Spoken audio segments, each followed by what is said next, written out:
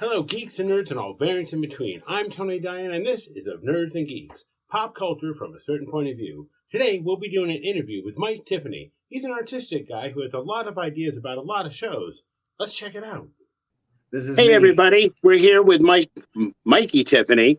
He's a writer and producer, and we're actually here to talk to him about his saga, Time Girl. How you doing, Mikey? Absolutely. I'm doing great. How are you? I've got no complaints. I've got a show, so I'm good. Excellent. All right. So why don't you start us off with your background? Tell us a little bit about Time Girl, how it all started, and how it's kind of morphed into this whole universe now. Absolutely. We were going through a divorce, my kids and I, and I had to do all the driving at the beginning.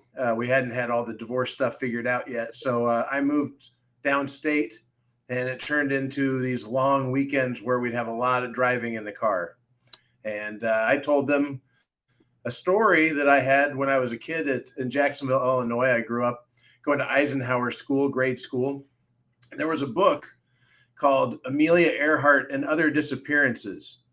And I was reading this book, and it said that, I don't know, somewhere in my brain, I connected the two and thought, well, Amelia Earhart disappeared at the Bermuda Triangle. So I told my kids about that, and they created this idea of, well, then she has grandkids, and then she might have a son. I mean, if she lived longer, she would have a family. And that just started it all, which was, let's show an alternate version of what happened to Amelia.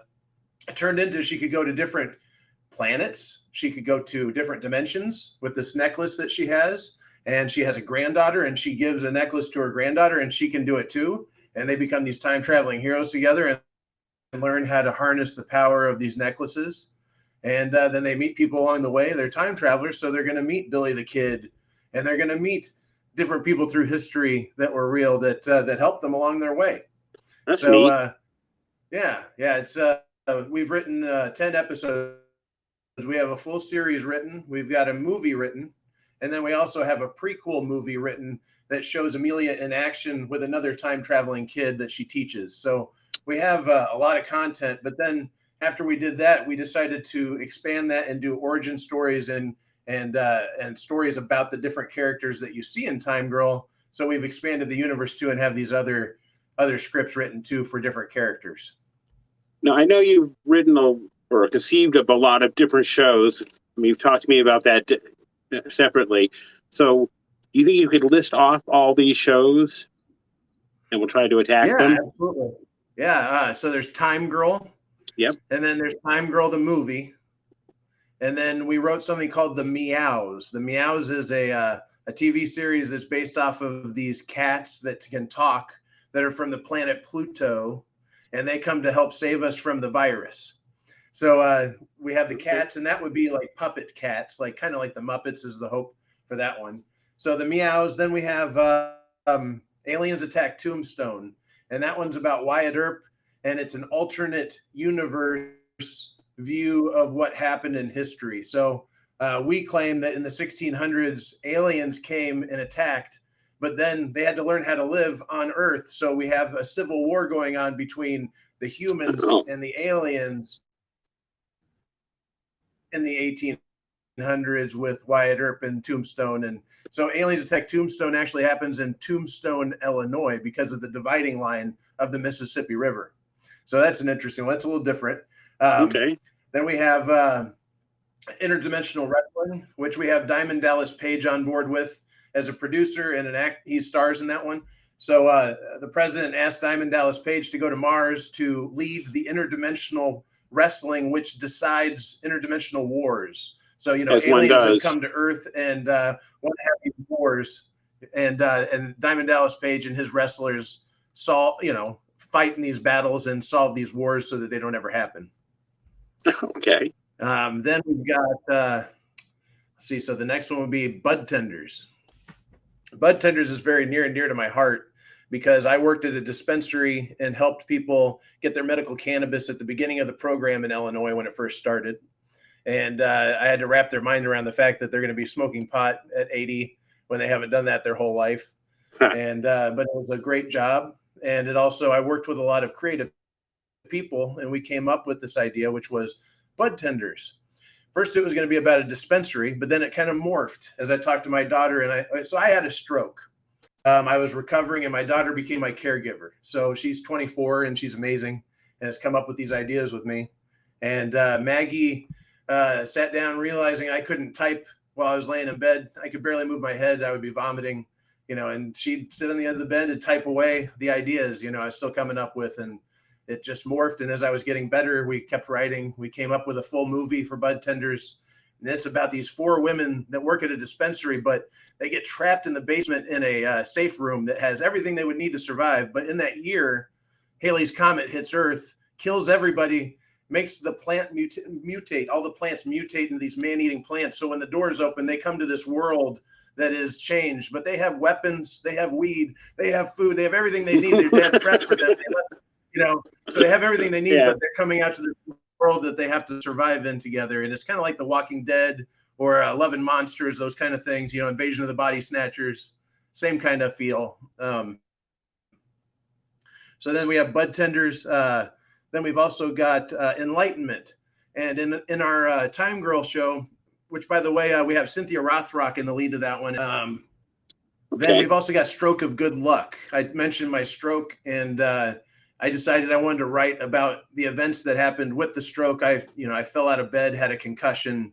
There was a lot of bad things that happened with that, but then we wanted to show a spin on it. And instead of Maggie being my caregiver, we made it a talking squirrel. So as one does. Right. Yeah. So as he's learning how to use medical cannabis and smoking with his talking squirrel friend, his friend is also teaching him how to walk. So it's a little dramedy, I guess you could call it, about my experience. And it's just a short, but special to me too. Good for you for being able to take something that happened to you and turn it into something creative and positive. What's it been like being able to write with your daughter and do something as a creative duo? It's been amazing. And it's nice to not only write with somebody I completely trust, but also that I want to flourish from this, So I've had some bad experiences with other writers. So to be able to wake up from all this nightmare and just be able to write with my daughter and it to be this fluid and wonderful, it's been, I can't even explain the experience. It's been wonderful. It must be a gift. Yeah, absolutely. Yeah. That's it's really unique when you have kids, like men of a certain age as we are, but when you have kids and you can do something with them, especially something that you like, you find out they like it, then you can share the experience and you learn something new. Absolutely. That's one of the great things about that. I'm really happy about that, man. Well, and I don't want to get too far into this, but our projects are somewhat faith-based. I mean, not, there's just a hint in there, but it's also been nice to share that with my daughter as we go along and say, hey, these are my values. Let's write them in there. And that's all we really did. We didn't make it like we're not selling these to Pure Flicks, but they're they are definitely have a little vibe, a little vibe. And I think that I appreciate that Maggie was able to do that because we have differing views. And it was nice to be able to just share with her how I feel about things. And absolutely. So let's circle back to your projects. And I know you've told me earlier, you've got some celebrities involved helping you improve this, produce it. Some of them are actually starring in it too. You want to talk a little bit about that? Yeah. I've been through a process of meeting people and becoming friends with them. And in that process, I've met some people that have some names in Hollywood and they're wonderful. And we have Don Most from Happy Days. Ken Devishan was in Borat. We have Cynthia Rothrock as our lead for Time Girl, and she's going to be directing, producing. We have Deborah Twiss as Amelia Earhart. I don't know if you've seen her in Kick-Ass. She was the teacher at the beginning with the red hair. Yeah. She's been starring and doing her own independent films all these years, and she's wonderful. She's going to be great as Amelia. And she's in most of our projects too, and a producer. We've also got Robert Lasardo, like I mentioned, he was on Nip Tuck. He's been directing and doing his own independent stuff like crazy. Everybody knows who he is. Oh, yeah. And we've got, let's see here. We've got Deborah Lamb. We've got Lynn Lowry, Scream Queens. So right now in your stage of development, you've been script writing, you're producing them, getting actors to go in it. So you're at the point now where you're looking for funding, backers, that sort of thing? We're looking for funding and backers. We've been trying to do this in the way of like go to a studio and pitch it. And we haven't had a lot of luck with that yet, but we also have only pitched to a few people. So we pretty much have been just working on creative this whole time. Okay. We're just starting to get out there and pitch it, but yeah, we are looking for funding for everything. I will put links down in the below so you can see all of Mikey's creations. And if he has an electronic press kit or anything, I'll include a link to that in case somebody's watching. You never know. So aside from, hypothetically, if you were able to finish all these things within the next 10 years, what would you want to do after that? This is what I want to do for the rest of my life. This is all I've been concentrating on filmmaking since my mom bought me the making of Willow and the making of Indiana Jones and the Temple of Doom. Oh, yes. And she bought those for me because I said I wanted to be a filmmaker. And then she bought me the making of Star Wars book. And, just my whole life since I was a little kid, I've talked about how I wanted to understand how these things are made and I want to do it. And sometimes I got encouragement, mostly from my parents, but a lot of times I got hey, that's just a stupid dream. You need to go do this, or hey, you need to go do that. And I'm just ready. Well, we're not going to listen to that. I'm done listening. I've felt my life shortened by this stroke, and I've also felt death. I think I died in the hospital. I mean, I had a blood pressure moment, and it was I saw the light. I talked to my grandmas. I didn't want to come back. It definitely opened my eyes to a lot of things, and I have to do this now. I have to. Well, I think your passion, your ideas, I think your willingness is enough to at least get it started. I mean, you'll definitely end up somewhere, right? Even if you don't get all of them done, you might get some of them done, and that would be something too. And I promise you, I've thought about quitting 100 million times in 11 years, but I'm just not going to do it. I'm going to die trying. That's it. At this point, yeah, I hear you. But no, good for you. Good for you. That's great. All right, Mike. Well, the future sounds fantastic for you, and I hope all of your dreams come true. And I want to thank you for coming on of Nerds and Geeks. Thank you so much for having me. I really appreciate it. I hope to have you on a panel or two someday in the future.